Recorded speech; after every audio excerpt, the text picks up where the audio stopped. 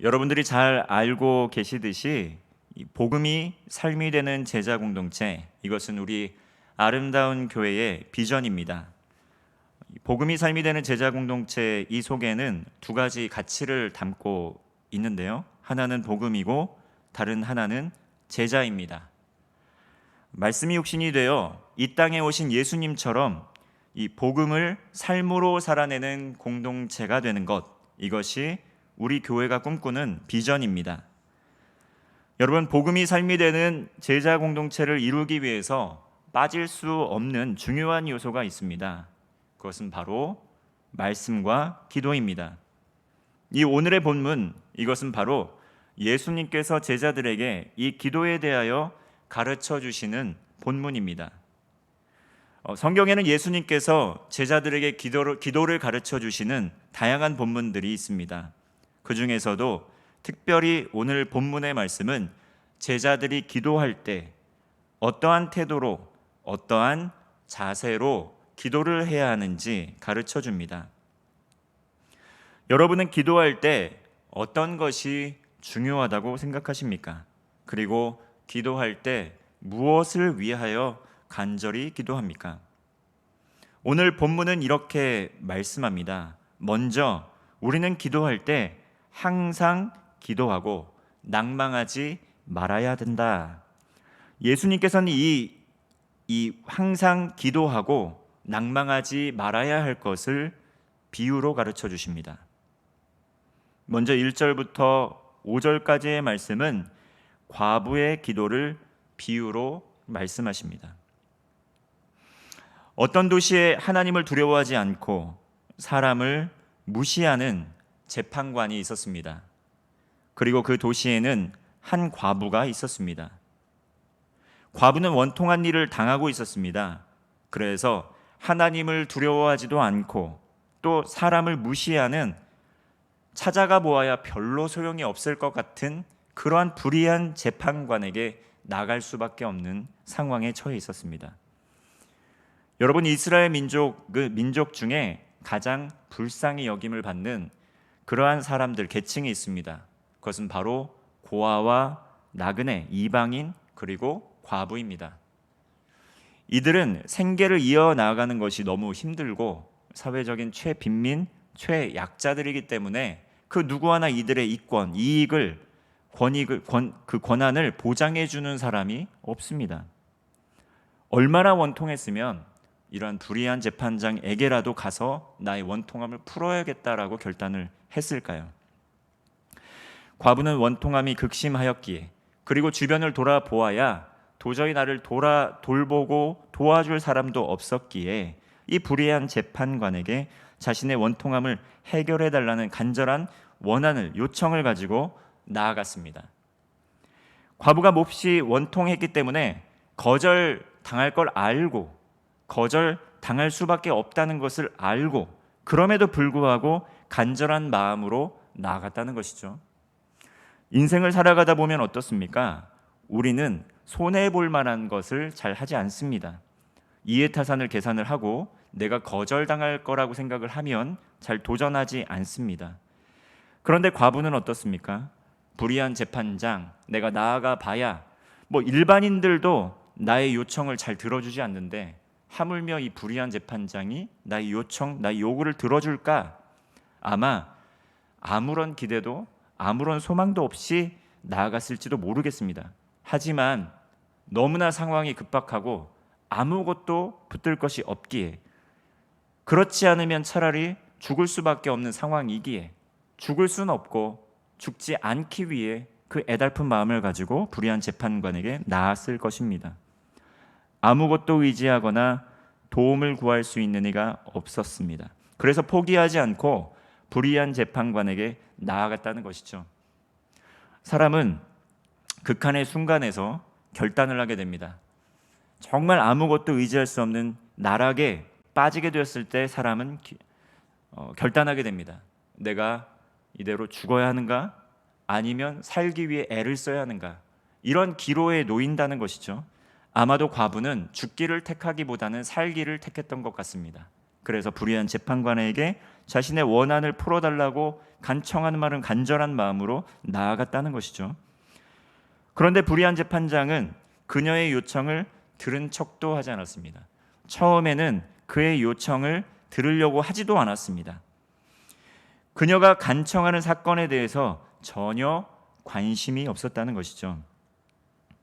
그러나 이 과부는 포기하지 않았습니다. 죽을 수는 없지 않습니까?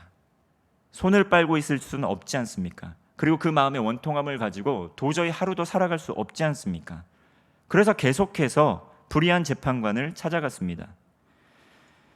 이렇게 불의한 재판관은 자신을 계속 지속적으로 찾아오는 과부가 몹시 번거롭고 괴롭기까지 했습니다. 성가셨다는 것이죠. 그리고 생각하게 됩니다. 이 과부가 나를 정말 번거롭게 하고 성가시게 하니 차라리 원한을 풀어주는 게 낫겠다. 그래야 날 찾아오지 않을 것 같다. 그렇지 않으면 계속해서 자신을 괴롭게 할 것 같았기 때문에 차라리 원한을 풀어줘야 되겠다라고 마음을 돌이키게 됩니다. 그렇게 과부는 끈질기게 불의한 재판관을 지속적으로 찾아갔습니다. 결국 불의한 재판관을 설득해서 자신의 모든 원한을 해결하였습니다. 이것은 예수님께서 이 과부의 이 끈질긴 태도, 이 기도의 태도를 비유로 말씀하신 것입니다. 기도할 때 어떻게 해야 됩니까? 기도할 때 끈질기게 인내심을 갖고 기도해야 됩니다. 그리고 기도할 때 어떻게 해야 됩니까? 낙심하지 않고 기도해야 합니다. 그렇다면 예수님께서는 막무가내로 내가 필요한 모든 것을 이 과부처럼 끈질기게 간청하면, 끈질기게 기도하면 모든 것을 들어주시겠다라고 그러한 마음으로 이 기도의 비유를 가르쳐 주신 걸까요? 그렇진 않습니다. 예수님께서는 왜 과부와 불의한 재판관의 비유를 통해서 기도의 태도를 가르쳐 주신 것입니까? 여러 가지 본문이 있지만 이 본문을 어떠한 시각을 통해 보느냐, 어떠한 세계관을 가지고 보느냐에 따라서 이 기도에 대한 해석은 매우 달라집니다. 오늘 이 본문 말씀에서 이 끈질긴 기도는 어떠한 기도였습니까? 먼저 재판관은 하나님을 무시하는 불의한 재판관이었다는 것입니다. 하나님을 무시하는 그 불의한 재판관의 그 마음까지도 끈질긴 기도를 통해서 바꿀 수 있다, 변화시킬 수 있다라는 것을 보여주신다는 것이죠. 우리는 착각할 때가 있습니다. 이 기도를 보고 하나님께서 하나님의 마음을 돌이키시기까지 끈질기게 우리가 기도하게 되면 하나님도 마음을 돌이키실 수 있다라고 생각을 할 때가 있습니다. 그래서 정말 하나님이 원치도 않고 하나님의 눈길이 있지도 않고 하나님의 손길이 있지도 않은 그러한 기도 제목을 가지고 끝까지 막무가내식으로 기도할 때가 있습니다. 그리고 그것이 응답되지 않을 때 낙심하게 되고 기도를 그치게 된다는 것이죠. 실망하게 된다는 것이죠. 오늘 본문의 이 과부는 누구를 향해서 끈질기게 기도했습니까? 하나님을 무시하고 또 하나님을 거역하는, 정의와 공의를 알지 못하는 불의한 재판관에게 나아갔다는 것이죠. 6절 말씀입니다. 주께서 또 이르시되 불의한 재판장이 말한 것을 들으라. 하나님께서는 6절 말씀에서 이 불의한 재판관의 말한 것을 들으라고 말씀하십니다. 불의한 재판관도 끈질긴 과부의 기도를 경청하고 결국 그녀의 문제를 해결해 주었다는 것이죠. 하나님을 무시하는 불의한 재판장이 변화한 것입니다. 변화된 것입니다. 하나님께 간구하는 우리의 기도는 어떻습니까? 특별히 우리에게 허락하여 주신 한 영혼에게 생명의 복음을 전하고 그들을 위하여 기도하는 우리의 태도, 자세는 어떻습니까? 우리는 누군가를 위해서 기도하게 될 때 한 영혼을 위해서 과부의 기도처럼 기도하지 않을 때가 많다는 것이죠. 오히려 우리의 기도 제목이 한 영혼을 위한 끈질긴 기도, 정말 이 영혼이 구원받기를 원하는 그러한 기도, 이 영혼이 구원받는 것을 막고 있는 그 어떤 영적인 세력에 대한 그 원통함에 대한 기도를 가지고 하나님께 끈질기게 나아가지 않고 우리의 소원하는 것, 우리의 먹을 것, 마실 것, 입을 것을 가지고 하나님께 끈질기게 기도하며 나아간다는 것이죠. 물론 하나님께서는 우리에게 주님께서 가르쳐 주신 기도의 본을 통해서 너희가 먹을 것, 마실 것, 입을 것을 위하여 기도하라고 우리에게 말씀하여 주셨습니다. 그런데 오늘날 우리는 어떻습니까? 먹을 것, 마실 것, 입을 것이 너무도 풍요로워서 내가 먹고 마시고 입고 있지만 감사가 사라지고 더 잘 먹고 더 잘 마시고 더 잘 입기 위해서 끈질기게 기도하며 나아갑니다. 그리고 더 잘 먹고 더 잘 마시고 더 잘 입지 못할 때 끊임없이 비교하고 또한 하나님께서 그 기도를 들어주시지 않는 것에 대해서 쉽게 낙심하고 하나님은 나의 기도를 들어주시지 않는 무능력한 하나님이라고 섣불리 결론을 내려버립니다. 하나님을 무시하는 불의한 재판장 어떻습니까? 우리의 삶의 자리에 너무나 많습니다. 이렇게 불의한 재판장 같은 분들 너무 많다는 것이죠. 때로는 우리의 가정에서도 찾아볼 수 있고 때로는 교회 현장에서도 찾아볼 수 있고 또 직장에서도 찾아볼 수 있지 않습니까? 내가 그토록 복음을 또 전하거나 또 신앙생활을 하거나 또 하나님을 섬기는 데 있어서 정말 그 하나님을 대적하고 무시하고 나를 더욱더 원통하게 하고 원망스럽게 하고 나의 신앙생활에 대한 회의감까지 들게 하는 그러한 사람들 주변에 많이 포진되어 있지 않습니까? 7절 말씀은 이렇게 이야기합니다. 불의한 재판장도 너의 기도를 듣는데 하물며 하나님께서 그 밤낮 부르짖는 택하신 자들의 원한을 풀어주지 아니하시겠느냐? 저희에게 오래 참으시겠느냐? 불의한 재판장과 하나님을 대조하면서 불의한 재판장도 과부가 간절하게 끈질기게 그 원통함 풀어달라고 기도하면 들어주는데 하물며 하늘에 계신 하늘 아버지께서 너의 그 기도를 들어주시지 않겠는가? 라고 말씀하는 것이죠. 하나님께서는 밤낮 부르짖는 택하신 백성들의 원한을 풀어주신다는 겁니다. 여러분, 우리의 삶에 있는 원한이 어떠한 원한입니까? 우리의 삶에 있는 원한이 나의 나댄 모습, 나의 자존심에 스크래치가 생기고 나의 그 자존심이 다쳐서 상처를 입어서 그것 때문에 품은 원한을 풀어달라고 정말 끈질기게 과부처럼 불의한 재판장에 나갔던 그 과부처럼 하나님 앞에 나아갑니까? 나에게 상처 주었던 사람, 나에게 모질게 했던 사람, 나 있는 그들의 모습을 거부하고 나에게 좌절감을 주었던 사람을 용서해달라고 아니면 그 사람을 정말 심판해달라고 그러한 원한을 가지고 하나님 앞에 나아가십니까? 그 밤낮 부르짖는 택하신 백성들의 그 원통함은 어디서 나왔던 것일까요?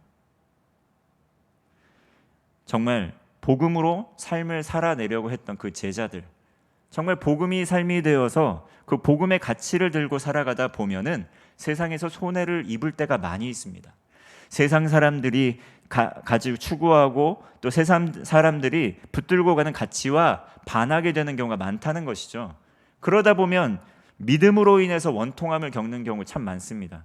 그리고 내가 신앙을 가지고 있음으로 말미암아 그것이 또 꼴사나와서 또 그것을 핍박하는 주변에 사람들 많이 있다는 것이죠. 그러다 보면 신앙생활이 거추장스럽고 신앙생활이 나에게 도움이 되지 않는다, 내 인생에 조금도 도움이 되지 않는다라는 마음을 가지고 떠나가는 분들 많이 있다는 것입니다. 여러분, 코로나19를 통해서 우리가 어떠한 일을 겪었습니까? 코로나19를 통해서 예배의 자리에 나아가게 됐을 때 얼마나 수많은 사람들이 예배의 자리에 기어코 나아가는 그 사람들을 비난하면서 손가락질했습니까?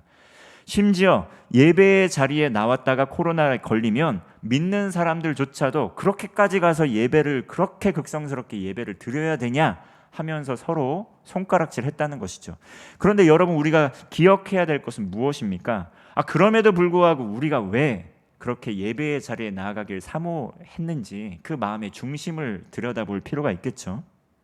하나님을 향한 사랑, 그 간절한 사랑이 있었기 때문에 코로나19가 있지만, 코로나19의 위협도 있지만 목숨, 생명이 어떻게 보면 질병의 위협 속에 정말 어려움을 당할 수도 있지만 예배의 자리를 사수하고자 하는 그 마음을 가지고, 그 간절한 마음을 가지고 나아갔던 것 아니겠습니까? 어찌 보면 코로나19라는 어려운 상황 중에도, 정말 세상의 손가락질을 받는 중에도 정말 어떻게 보면 그 마음에 두근거리는 심장을 가지고 나아왔던 그분들의 마음이 바로 과부의 끈질긴 그런 기도의 마음, 자세를 가진 마음이었을 수도 있겠다라는 생각을 하게 됩니다. 여러분, 하나님께서 밤낮 부르짖는 택하신 백성들의 그 원한 너무 많지 않습니까? 코로나19라는 이 질병의 위협 때문에 그 마음 가운데 정말 신앙의 모양이 무너지게 되고, 그리고 또 지금까지 해왔던 모든 신앙의 습관, 삶의 습관이 거추장스럽게 느껴져서 정말 교회를 떠나가는 가나안 백성들이 늘어나고 있다고 하죠. 가나안 백성들이라는 그 말은 어떻게 보면 정말 자주 섞인 우리의 말입니다. 가나안 백성은 정말 하나님께서 택하신 가나안 땅에 들어가야 될 가나안 땅의 백성들 아니겠습니까? 그런데 거꾸로 이야기하면 교회 안 나가 백성들 늘고 있다는 것이죠. 하나님께서 밤낮 부르짖는 택하신 백성들의 그 원한은 더 부요한 삶, 더 풍요로운 삶, 또 자신의 삶의 질을 더욱 높여달라고 하는 그러한 것에 있지 않습니다.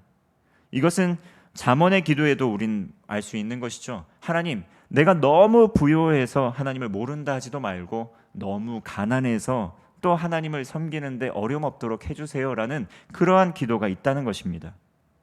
하나님께서는 마실 것, 먹을 것, 입을 것을 보장해 주시고 또 우리에게 공급하여 주신다고 했지만 필요 이상의 정말 것들, 그리고 필요 이상의 나의 유익을 위해서 욕심으로 인해서 필요 이상의 것을 추구하는 것에 대해서는 경계의 말씀을 하셨습니다. 왜냐하면 하나님과 재물을 겸하여 섬길 수 없기 때문입니다. 그러한 것을 먼저 구하는 삶을 살도록 기도 요청하지 않았다라는 것이죠. 하나님의 제자 공동체는 복음이 삶이 되어서 하나님 나라를 이 땅에 이루는 데 있어서 억울하고 원통한 일을 많이 겪었습니다. 그것을 위하여 기도하였다는 것이죠. 다시 말하면 예수님 당시의 제자들의 삶의 모습은 복음을 전하다가 핍박을 당했고, 하나님을 무시하고 아주 완고하고 고집 센 사람들에게 이 복음을 전하다가 재산의 손실도 입고 심지어 핍박을 당하다가 목숨을 잃기까지 했습니다. 정말 원통한 일이고 정말 가슴 아픈 일입니다. 복음 때문에 가난이 대물림되기도 했고 복음 때문에 친족들에게 원망을 듣기도 했습니다. 예수께서 말씀하십니다. 하나님은 불의한 재판장과 같은 분이 절대 아니다. 그리고 하나님께서는 이야기하십니다. 하나님께서는 하나님을 사랑하며 복음을 전하는 그들의 기도를 들으시고 응답하시는 분이다 라고 이야기하십니다. 하나님께서는 복음을 삶으로 살아내는 성도들의 기도에 반드시 응답하신다고 약속하십니다. 그들의 필요를 채우고 공급하시는 하나님이시라는 것이죠. 하나님께서는 절대 게으른 분이 아니십니다. 그리고 하나님께서는 절대 무감각한 사람도 아니십니다. 오히려 쉬지 않고 일하시는 분, 그것이 바로 하나님이십니다.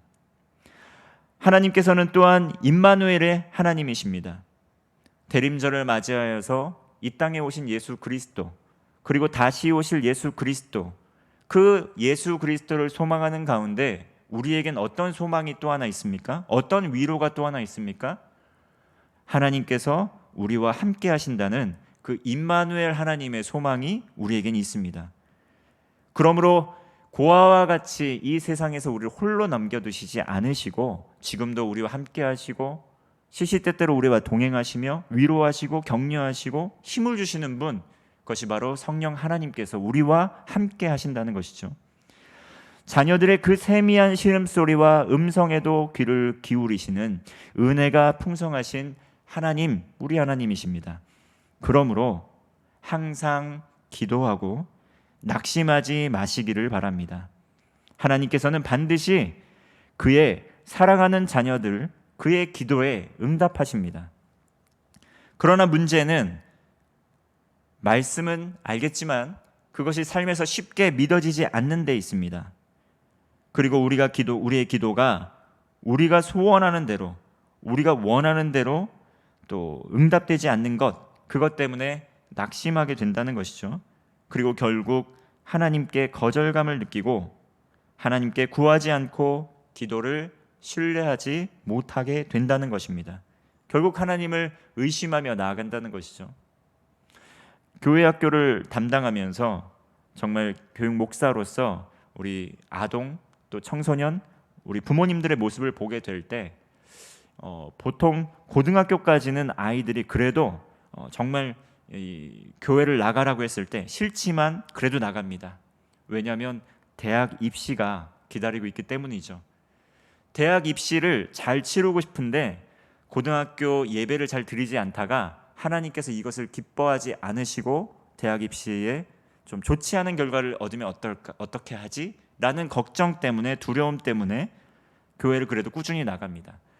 그리고 대학 입시라는 관문을 통과한 이후에는 모든 것에 대한 해방감을 가지고 또 예배를 나오지 않고 교회를 떠나가는 이들 있습니다. 벼르고 벼르다가 그렇게 결정하는 학생들 많이 보게 된다는 것이죠. 또는 자신이 그렇게 기도하고 간청했는데 하나님이 나의 기도를 들어주시지 않았다고 실망하고 교회를 떠나가는 이들도 보았습니다. 이러한 모습 정말 어찌 보면 당연한 것 같습니다. 그리고 예수님께서도 그러한 우리의 믿음 없음, 연약한 상황을 이해하십니다. 우리가 허투루 기도하는 것들도 하나님께서는 다 듣고 이해하고 계신다는 것이죠. 8절 말씀을 읽겠습니다. 내가 너희에게 이르노니 속히 그 원한을 풀어주시리라. 그러나 인자가 올 때에 세상에서 믿음을 보겠느냐 하시리라. 우리가 기도하는 기도 제목, 우리의 시선이 놓여 있는 것, 그것이 하나님의 나라, 하나님의 영광에 놓여 있는지 우리는 뒤돌아 보아야 합니다. 예수 그리스도의 오심과 예수 그리스도의 다시 오심을 소망하는 그것이 하나님의 나라를 이 땅 가운데 이루고 그리고 하나님의 나라가 속히 완성되기를 바라는 하나님 나라에 대한 소망 없이는 모든 것이 다 헛되고 헛된 것이라는 것이죠. 인생을 살아가면서 억울한 일 참 많이 당합니다. 열심히 신앙생활하고 열심히 기도하지만 내가 생각하는 대로 일이 잘 풀리지 않을 때도 많습니다. 그런데 하나님의 말씀에 순종하다 보면 하나님께서 주시는 은혜를 경험하게 됩니다. 그리고 하나님의 일하시는 것을 분별할 수 있는 영적인 분별력을 갖게 됩니다. 하나님의 은혜가 있는 사람은 어떠한 상황과 환경 중에도 자족하는 그러한 비결을 깨닫습니다. 은혜라는 말은 무엇입니까? 은혜는 불쌍히 여김, 긍휼히 여김, 공짜, 값없음, 이유 없음, 까닭 없음을 의미합니다. 은혜는 상대방을 긍휼히 여기는 마음 이외에 특별한 다른 이유 없이 그리고 대가를 바라지 않고 공짜로 값없이 주는 것, 그것이 은혜입니다. 하나님께서 우리에게 은혜를 베푸시는 하나님입니다. 예수님께서 이 땅에 오신 이유는 바로 그 하나님의 은혜 때문입니다.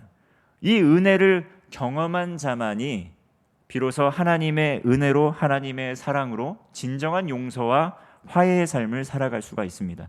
먼저 예수 그리스도의 용서를 받은 자만이 하나님의 그 용서를 다른 이웃에게 행할 수 있다는 것입니다. 이웃과 화해할 수 있습니다. 나를 핍박하는 불의한 재판장과 같은 이들을 긍휼의 마음을 가지고 끈질긴 과부처럼 원통함을 가지고 나아갈 수 있게 됩니다. 어떠한 대상을 향한 원통함일까요? 이 은혜를 방해하는 존재에 대한 원통함이죠.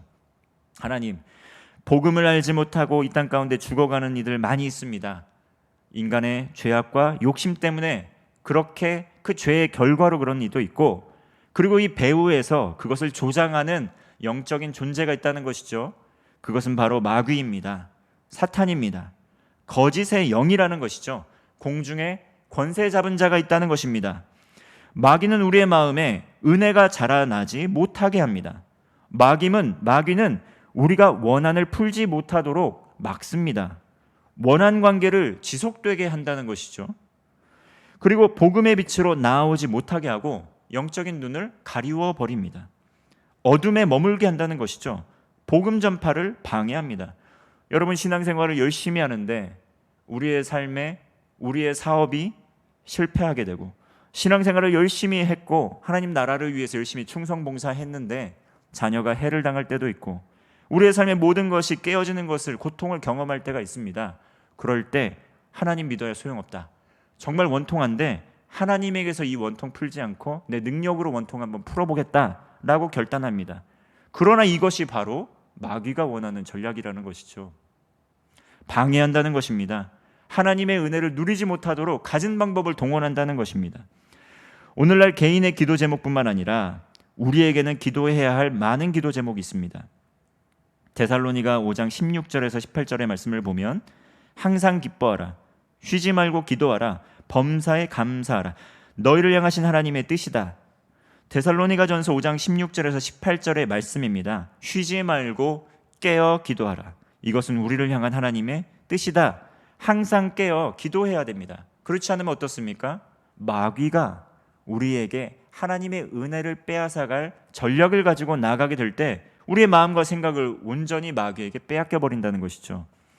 복음을 알지 못하고 받아들이지 못하고 고통 중에 있는 이웃을 위해 기도해야 할 때 우리의 문제를 가지고 씨름하게 하고, 우리의 문제 때문에 주님의 일을 감당치 못하게 하고, 우리의 문제 때문에 쓰러지게 만드는 것, 마귀가 한다는 것입니다.